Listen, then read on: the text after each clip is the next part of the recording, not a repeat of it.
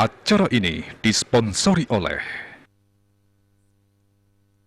Pemirsa kawentenan populasi ternak sampai ring Denpasar Kekantenang Kantun Akidik sane ngawinang kantun aman saking penglalah kasus penyakit mulut dan kuku PMK. Lianan punika kantos mangkin Denpasar taler durung keuningin pole vaksin PMK.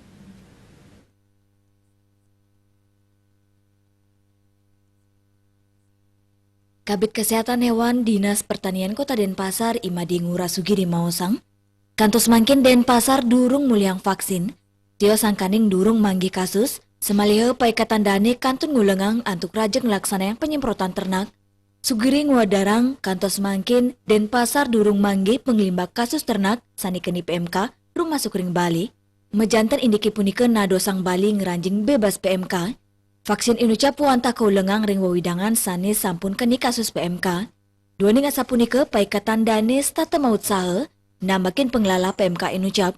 Melarapan nureksain kahanan makesami peternak sawawengkon Kota Denpasar.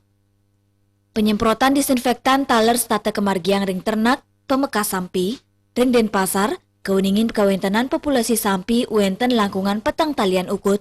Selami puniki paikatan danes tata yatne-yatne, Dios ngelintangin penreksan, taler state rajek laksana yang penyemprotan, Asmara Putra Bali Pos Nguningayang.